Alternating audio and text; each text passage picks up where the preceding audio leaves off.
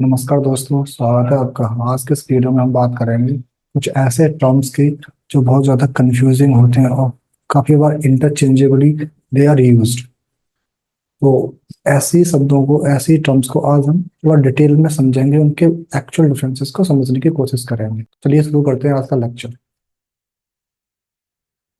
सबसे पहले दो टर्म्स आते हैं, सब्जेक्ट एंड सिटीजन।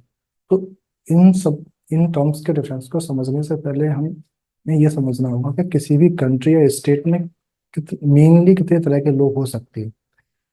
एक सिटीजन हो सकते हैं, दूसरा सब्जेक्ट हो सकते हैं, तीसरा स्लेव्स हो सकते हैं। ठीक है। तो स्लेव्स वो लोग होते हैं जो कंप्लीटली सबऑर्डिनेट होते हैं, उनकी अपनी लाइफ का कोई एग्जिस्टेंस नहीं होता। They are completely ruled and they are completely regulated by the किसी रूलर के द्वारा या किसी स्टेट के द्वारा। उनका अपना कोई एग्जिस्टेंस नहीं होता। ठीक है। जिनको हम गुलाम बोलते हैं। स्लैब से थोड़ी सी बेटर कंडीशन, और हम ये कहें कि लगभग इक्वल, थोड़ी सी बेटर कंडीशंस का है तो सब्जेक्ट्स आते हैं। और सिटीजन्स, हम जानते हैं कि सिटीजन सबसे बेहतर कैटेगरी मानी जाती है किसी भी स्टेट में लोगों की। ठीक है। तो आज हम समझेंगे कि सब्जेक्ट और सिटीजन्स में क्या डिफरेंसेस होते हैं। तो हम समझते हैं टर्म सब्जेक्ट को और सिटीजन को। तो सब्जेक्ट्स की डेफिनेशन क्या है? A subject is usually a subservient who owes allegiance or obedience to the state or ruler. Now, citizen क्या होता है? Citizen is a member of a political community who enjoys certain rights, privilege and responsibilities. तो basically citizens वो होते हैं जिन्हें कोई देश या कंट्री अपनी मेंबरशिप देती है, उसको हम सिटीजन बोलते हैं। जब उस पर्सन को मेंबरशिप मिलती है तो उसके साथ उसे काफी सारे राइट्स, प्रिविलेज और रिस्पॉन्सिबिलिटीज मिलती हैं। लेकिन सब्जेक्ट के केसेस में ऐसा नहीं है। इन दोनों को अगर हम एग्जाम्पल से समझें तो हम लेते हैं इंडिपेंडेंस इंडिया। ठीक है। Independent India. जब भारत को आज़ादी मिली, आज़ादी मिलने के बाद और आज़ादी मिलने से पहले हमारे यहाँ क्या था? ब्रिटिश रूल था। तो ब्रिटिश रूल के अंदर जो भी इंडियंस थे, दे आर दी सब्जेक्ट्स। ठीक है। ब्रिटिश रूल के अंदर जो भी लोग थे वो सब्जेक्ट्स कहलाए। आजाद भारत में जो भी इंडियंस हैं, now they are the citizens. ठीक है। और हम इनको बेहतर तरीके से समझते हैं। सब्जेक्ट्स मेनली उस स्टेट में पाए जाते हैं जहाँ पे या तो मोनार्की हो, मोनार्की मतलब किसी राजा का शासन हो, या ऑटोक्रेटिक गवर्नमेंट हो, यानी तानाशाही गवर्नमेंट हो। तो ब्रिटिश इंडिया में जो गवर्नमेंट थी वो ब्रिटिशर्स की थी। तो एक तरह से ऑटोक्रेटिक थी, उनकी मर्जी आ रही थी, जो लॉ बना रहे थे, जो उनके इंटरेस्ट को सर्व कर रहे थे, उस तरह से वो लॉ बना रहे थे, पॉलिसी बना रहे थे, और बाई फोर्स उन्हें इन्फोर्स कर रहे थे किसके ऊपर? इंडियंस के ऊपर। लेकिन सिटीजनशिप में क्या था? सिटीजन बेसिकली ऐसी कंट्री के मेंबर्स होते हैं, यूजुअली जो क्या होती हैं, डेमोक्रेटिक कंट्रीज होती हैं या रिपब्लिकन कंट्रीज होती है। मतलब जहाँ पर जो सरकार है वो लोगों के द्वारा चुनी जाती है। ठीक है। या जो सरकार का हेड ऑफ स्टेट है उसको लोगों के द्वारा चुना जाता है। जैसे आज इंडिया एक डेमोक्रेटिक कंट्री है, तो इंडिया के अंदर जो इंडियंस हैं, दे आर दी सिटीजन्स। ना थर्ड डिफरेंस क्या है? Unilateral relationship. आप देखेंगे सब्जेक्ट ऐसी कंट्री जो मोनार्की है या ऑटोक्रेटिक गवर्नमेंट है, वहां पे जो लोग हैं, उनके जो जो सब्जेक्ट्स हैं, इनकी यूनिलेटरल रिलेशनशिप होती है। इसका मतलब क्या? कि एक तो ये सब्जेक्ट्स हो गए और यहाँ पे क्या हो गई? स्टेट, या हम रूलर बोल देते हैं। तो क्या हो रहा है कि जो भी लॉ पॉलिसी बनाई जा रही है इस स्टेट या रूलर के द्वारा, they are completely imposed upon the subjects. यहाँ पर सब्जेक्ट्स का क्या इंटरेस्ट है, उनके क्या डिमांड है, क्या नीड्स है, इसको ध्यान में नहीं रखा जाता है। जो भी इस रूलर के इंटरेस्ट में होगा, जो भी रूल कर रहा है, ठीक है, तो उनके जो इंटरेस्ट में होगा वो वैसी पॉलिसी बनाएंगे। अगर ये लोग इनका विरोध भी करते हैं तो बाई फोर्स क्या कर रहे हैं? ये जो स्टेट है या जो रूलर है, ये इनको सप्रेस कर देते हैं। हम अपने ब्रिटिश इंडिया रूल में देखते हैं कि हम काफी बार डिमांड करते थे, ठीक है, जैसे फ्रीडम ऑफ स्पीच की हमने डिमांड की, फ्रीडम ऑफ प्रेस की डिमांड की। तो कई इंस्टांसेस में हम देखते हैं कि जो ब्रिटिश गवर्नमेंट थी वो उन डिमांड्स को ब्रूटली सप्रेस करती थी। ठीक है, तो बेसिकली क्या थी, एक यूनिलेटरल रिलेशनशिप थी। लेकिन डेमोक्रेटिक कंट्रीज में क्या होता है, ऐसा नहीं है। यहाँ पे बाई रिलेशन, रेसिप्रोकल रिलेशनशिप होते हैं। इसका मतलब क्या हो गया कि जो भी सिटीजन है और जो भी स्टेट है, ठीक है, सिटीजन और स्टेट के बीच एक by relation, two dimensional relationship होती है। मतलब कि स्टेट की कुछ रिस्पॉन्सिबिलिटीज हैं इन सिटीजन्स के तरफ, सिटीजन्स के लिए, सिटीजन्स के पास कुछ ऑब्लिगेशंस होती हैं स्टेट के लिए, यानी सिटीजन स्टेट्स के लिए कुछ फंक्शंस परफॉर्म करेंगे और स्टेट सिटीजन्स के लिए फंक्शंस परफॉर्म करेगी। ठीक है, सिटीजन्स के पास काफी राइट्स होते हैं, प्रिविलेजेस होते हैं और साथ ही साथ इनकी ऑब्लिगेशंस भी होती हैं। तो अगर सिटीजन्स को किसी चीज की नीड हो रही है तो वो अपनी डिमांड स्टेट के सामने रखेंगे। स्टेट उन डिमांड्स को अगर रीजनेबल पाती है तो उसके बेसिस पर गवर्नमेंट पॉलिसी बनाएगी जो इन, जो सिटीजन्स, जो लोगों के इंटरेस्ट को सर्व कर सके, उनके वेलफेयर को इंश्योर कर सके। तो आप देख रहे हैं यहाँ पर रेसिप्रोकल रिलेशनशिप है ना। अगला डिफरेंस क्या है, जो सब्जेक्ट्स, किसी भी कंट्री में जो सब्जेक्ट्स होते हैं उनके पास बहुत कम राइट्स और प्रिविलेजेस होते हैं। ठीक है, बहुत कम राइट्स और प्रिविलेजेस होते हैं, जबकि एक कंट्री जिसके अंदर जो सिटीजन्स उनके पास एक broad range of rights and privileges होते हैं। जैसे हम देखते हैं लीगल राइट्स हो गए, ठीक है, फंडामेंटल राइट्स हम देखते हैं, सोशियो इकोनॉमिक राइट्स हम देखते हैं, ठीक है, जैसे राइट टू एजुकेशन हो गया, राइट टू एम्प्लॉयमेंट हो गया, राइट टू वर्क हो गया। Legal rights, right, fundamental rights के अंदर freedom of speech and expression हो गया, राइट टू इक्वलिटीज हो गई, राइट टू वोट हो गया। तो ऐसे कई सारे राइट्स सिटीजन्स को एक डेमोक्रेटिक स्टेट में या रिपब्लिकन फॉर्म ऑफ गवर्नमेंट के अंदर मिलते हैं, जबकि इस तरह के राइट्स और ऑलमोस्ट अब्सेंस होते हैं इन केस ऑफ सब्जेक्ट के केसेस में। ठीक है, हम अपना एग्जांपल देखते हैं। जो ब्रिटिश इंडिया के टाइम पे हमारे पास, जो इंडियंस के पास थे, क्या कोई राइट्स थे, कोई प्रिविलेजेस थे? नहीं। तो ऑलमोस्ट सारे राइट्स किसके पास थे? स्टेट के पास। स्टेट उन, जो भी लॉ बना रही थी, जो भी पॉलिसीज बना रही थी हमारे कंट्री में, वो उसे फोर्सफुली हमारे ऊपर इम्पोज करती थी। ठीक है, हमारे पास इवन बोलने का अधिकार नहीं था। जो भी गवर्नमेंट का जो एडमिनिस्ट्रेशन है, ठीक है, गवर्नमेंट के एडमिनिस्ट्रेशन में हमारा कोई पार्टिसिपेशन नहीं था। ठीक है, तो उन रूलर्स के द्वारा जो भी पॉलिसीज बनाई जा रही हैं वो हमारे ऊपर थोपी जा रही थी। तो सब्जेक्ट्स के केसेस में बहुत ना के बराबर राइट्स और प्रिविलेजेस होते हैं। अगला क्या है, सब्जेक्ट्स के केसेस में जो सब्जेक्ट्स होते हैं उनका उस कंट्री में जो भी शासन है, जो भी जिस तरह की गवर्नेंस है, गवर्नेंस हो गई या एडमिनिस्ट्रेशन हो गया, जैसे मैंने अभी यहाँ पे बात की थी, तो उस कंट्री के गवर्नेंस और एडमिनिस्ट्रेशन में बहुत ही लिमिटेड या कोई पार्टिसिपेशन नहीं होता है। ठीक है, जबकि सिटीजन्स के केसेस में जो भी सिटीजन होते हैं वो उस कंट्री की जो गवर्नेंस है उसमें एक्टिवली पार्टिसिपेट करते हैं। जैसे हम इंडियंस, हमारे जो इंडियन गवर्नमेंट में जो हमारी जो गवर्नेंस हमारी कंट्री के अंदर, हम उसमें डिफरेंट डिफरेंट तरीके से पार्टिसिपेट करते हैं। जैसे हम चुनाव इलेक्शन के टाइम पे क्या करते हैं, हम वोट डालते हैं। ठीक है, हम काफी पॉलिटिकल पार्टी, अपनी पॉलिटिकल पार्टीज भी हम फॉर्म कर लेते हैं। ठीक है, to influence the government policies and decisions. तो अच्छा, गवर्नमेंट की जो पॉलिसी और डिसीजंस हम उनको क्रिटिसाइज भी करते हैं अगर they are against the interest of the common people. तो हम देख रहे हैं कि यहाँ पे जो पार्टिसिपेशन है जो सिटीजन्स का, वो एक्टिव पार्टिसिपेशन होता है। ठीक है, तो ये था basic difference subjects and citizens के बीच। नाउ हम समझते हैं difference between people and citizen. People जो टर्म है वो अपने आप में एक कैसा टर्म है, एक ब्रॉड और इंक्लूसिव टर्म है, जबकि सिटीजन कैसा है, एक लीगल स्टेटस है और इट इज ऑफन एक्सक्लूसिव। इनका मतलब क्या है, तो देखो किसी भी कंट्री में जितनी भी पॉपुलेशंस होती है, चाहे वो सिटीजन है या नहीं है, तो टर्म पीपुल उस देश में रह रहे सिटीजन हो या नॉन सिटीजन हो, उन सभी लोगों को डिनोट करता है। जबकि जो टर्म सिटीजन है, it is basically legal status. मैंने बताया कि किसी भी स्टेट जब किसी इंडिविजुअल को अपनी मेंबरशिप देती है, तो बेसिकली वो उसे एक लीगल स्टेटस दे रही है, थ्रू विच वो काफी सारे राइट्स प्रिविलेजेस एंजॉय करता है।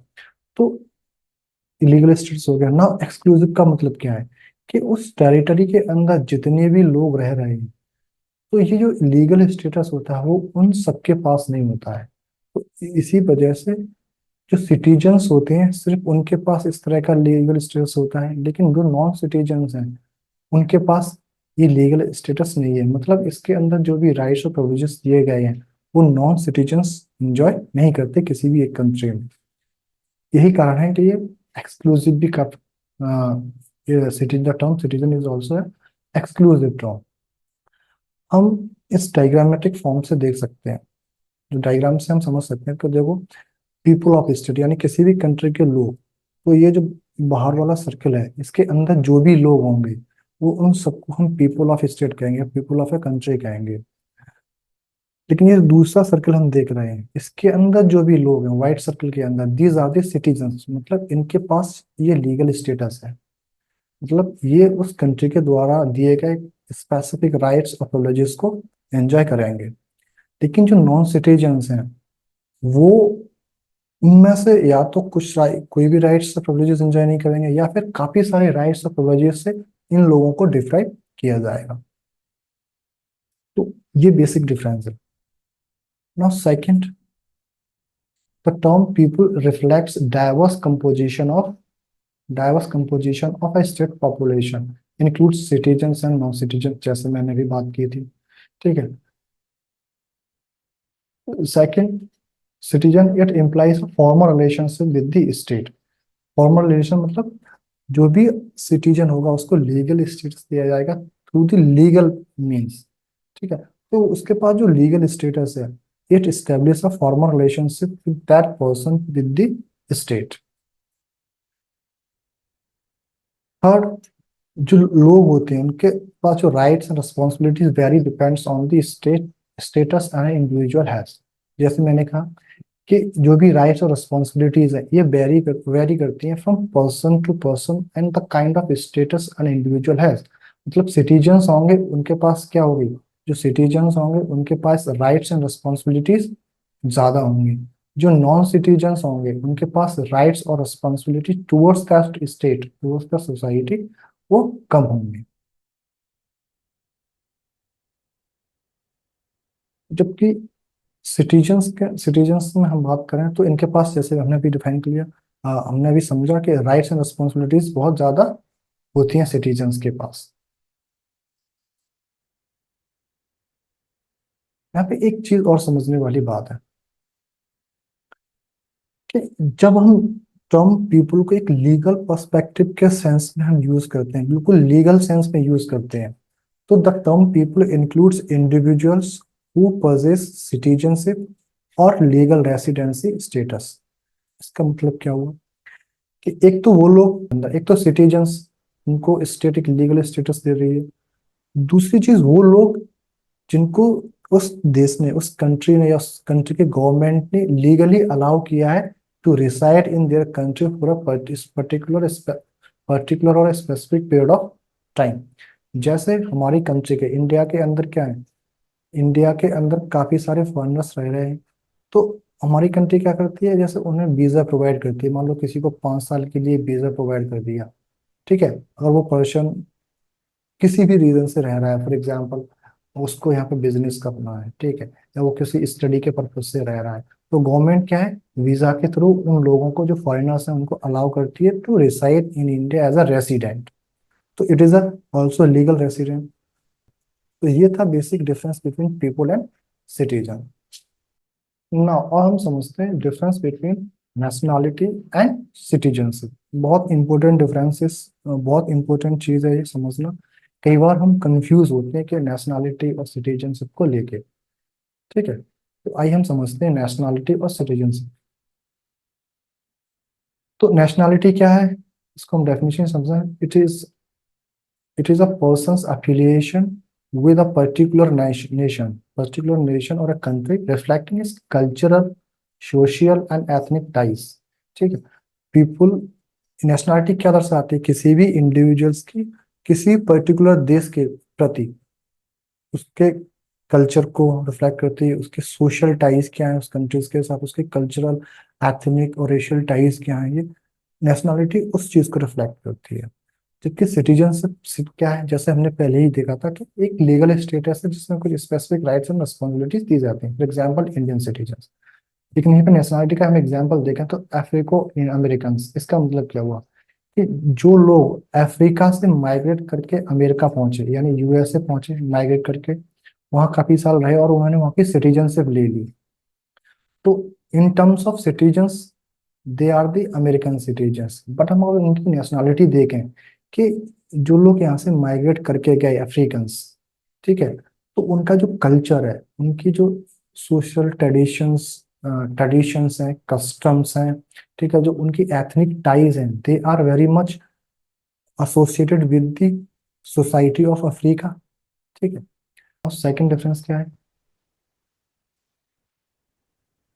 नेशनलिटी को एक्वायर करने के किस तरह से एक्वायर किया जा सकता है। Nationality it is an acquired by birth, birth के बेसिस पे, डिसेंट, डिसेंट का मतलब किसी इंडिविजुअल पर्सन के कोई पेरेंट्स या ग्रैंड पेरेंट्स किसी एक पर्टिकुलर कंट्री में रह रहे हो, ठीक है, तो वो एक डिसेंट का रिलेशन स्टेब्लिश करती है नेचुरलाइजेशन के through, and it is also based on cultural and ethnic ties के बेसिस पे।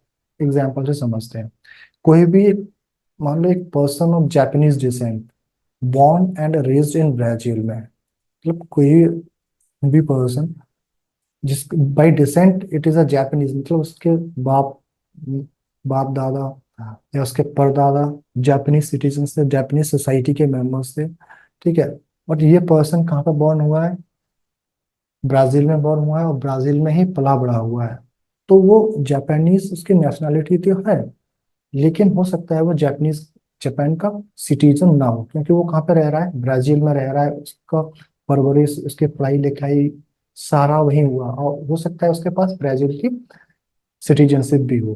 तो बाई नेशनलिटी ये ये कहाँ का है, ये जापानीज है, but by citizenship it is a citizen of Brazil. Citizenship को किस तरह से एक्वायर किया जा सकता है, बाई बर्थ के बेसिस पे, डिसेंट के बेसिस पे, लीगल प्रोसेस के बेसिस, जैसे नेचुरलाइजेशन हो गया वगैरह। तो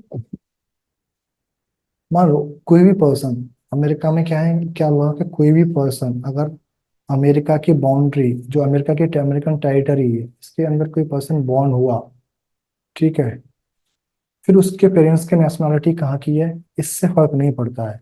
अमेरिका का कॉन्स्टिट्यूशन बाकायदा ये कहता है कि कोई भी पर्सन जो उसकी टेरिटरी के अंदर बॉर्न हुआ है, तो by constitution provisions that individual that person is entitled to become a citizen of America. As far as the nationality is concerned, it may or may not have a legal rights and responsibilities। ठीक है, तो किसी के पास किसी देश की nationality है, तो जरूरी नहीं है कि उस पर्सन के पास उस देश के प्रति कुछ लीगल राइट्स, उस देश में जो भी लीगल राइट्स प्रोवाइड किए जाते हैं सिटीजन्स को, या जो रेस्पॉन्सिबिलिटीज दी जाती हैं सिटीजन्स को, वो उन लोगों के पास भी हो। एग्जाम्पल से समझते हैं, जैसे ओवरसीज ऑफ इंडियंस हैं, ओवरसीज ऑफ इंडियंस मतलब ऐसे लोग जो इंडिया से माइग्रेट करके किसी फॉरेन कंट्रीज में जाके रहने लगे, इंडियंस, ठीक है, और उन्होंने वहाँ की सिटीजनशिप जाके ले ली, और बाई डिसेंट के बेसिस अगर उनके बच्चे हो रहे हैं, उनके बच्चे हुए, अब उनके बच्चों का अगर हम बाई डिसेंट के बेसिस पे देखें, तो their nationality from the Indians, but they are citizen of the that foreign country. तो अब बताइए, जो इंडियंस होंगे, इंडिया के अंदर जो लोग होंगे जिनके पास इंडियन सिटीजनशिप होगी, तो उनके पास लीगल राइट्स और रिस्पॉन्सिबिलिटीज होंगी, तो क्या वो लीगल राइट्स और रिस्पॉन्सिबिलिटीज इस इंडिविजुअल के पास होगी? ऑब्वियसली नहीं होगी। तो नेशनलिटी ही बात करती, हो सकता हाँ, अगर ऐसे लोग हुए जैसे मैं हूँ, मैं क्या है, Indian, by being a citizen, by being a member of Indian society, मेरे पास जो नेशनलिटी है वो कहाँ की है, इंडियन नेशनलिटी है। तो इस केस में मेरे पास क्या है, दोनों है, लीगल राइट्स और रिस्पॉन्सिबिलिटीज है, बाई बीइंग अ सिटीजन और by being a national of a particular country. लेकिन इस केस में ऐसा नहीं था, तो इसीलिए कहा गया कि nationality may or may not have a legal rights and responsibilities. जबकि हम सिटीजनशिप में देखें तो the citizenship have civil, political, social rights along with responsibilities. ठीक है, तो जो सिटीजन होगा किसी भी कंट्री का, उसके पास ये राइट्स तो होंगे होंगे, सिविल राइट, पॉलिटिकल राइट और सोशल राइट्स। ठीक है, और रिस्पॉन्सिबिलिटीज भी होंगे, जैसे एजुकेशन का राइट, राइट टू एजुकेशन। हमारे इंडिया में क्या राइट टू एजुकेशन जो सिटीजन है उनको प्रोवाइड किया जाता है। Right to health care, right to health care provide किया जाता है। ठीक है, और काफी सारे सोशल राइट्स भी, जैसे राइट टू वर्क हो गया, वो प्रोवाइड किया जाता है। ठीक है, तो इस तरह से काफी सारे राइट्स जो सिटीजन्स को प्रोवाइड किया जाता है। किसी के नेशनैलिटी को रिवोक करना एक बहुत डिफिकल्ट प्रोसेस है। डिफिकल्टी क्यों, ऐसा क्यों? क्योंकि कोई भी नेशनैलिटी का कॉन्सेप्ट कहाँ से रेज होता है कि कोई पर्सन किसी सोसाइटी में, या उसके पेरेंट्स या ग्रैंड पेरेंट्स की सोसाइटी में जन्मे, वहाँ पे पले बड़े हुए।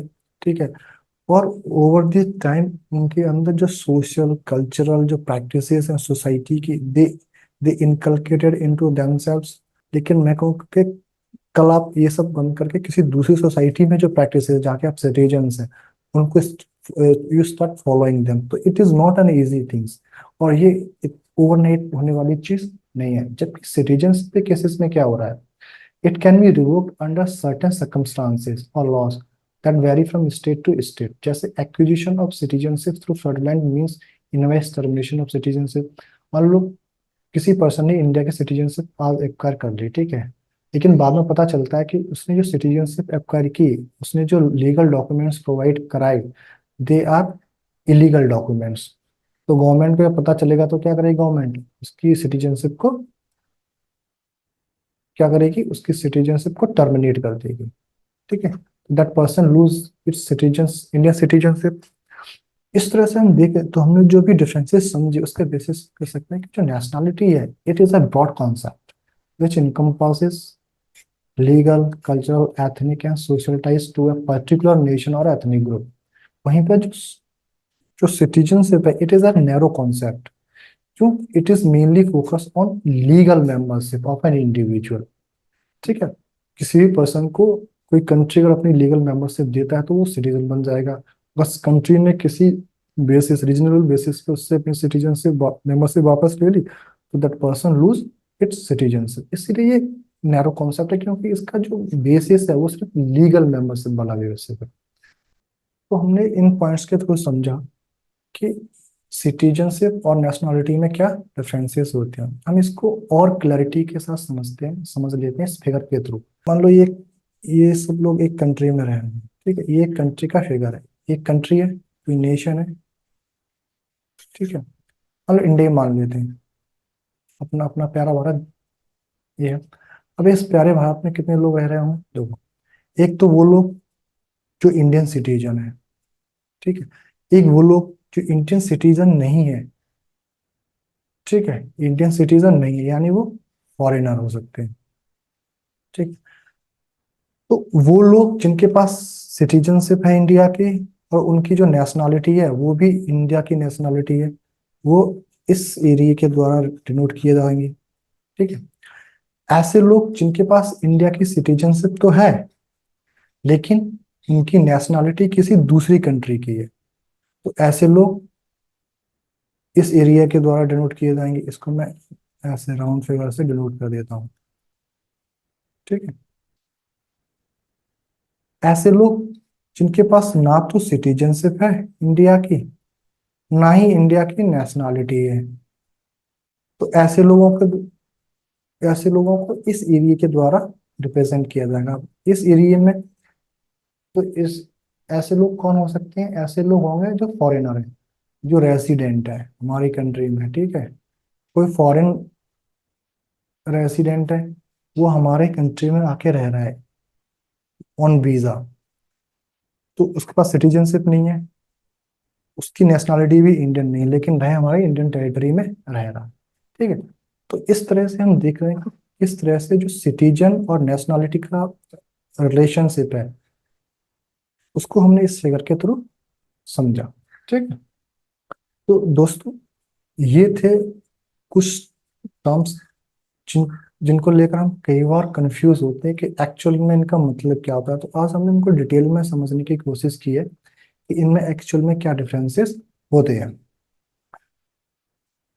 और एक इंफॉर्मेशन आपके लिए और है कि जो मेरी जो इंडियन पॉलिटी की सीरीज मैंने जो स्टार्ट की है, जिसको मैंने एक डिटेल और कॉम्प्रिहेंसिव तरीके से मैं पढ़ा रहा हूँ, ठीक है, वो सीरीज कंटिन्यू चलती रहेगी। साइड बाई साइड में कुछ ऐसे ही इंपॉर्टेंट चीजें आपके लिए और लाता रहूंगा। सो सभी लोग खुश रहिए और स्वस्थ रहिए और खूब मेहनत कीजिए, खूब पढ़िए। Thank you.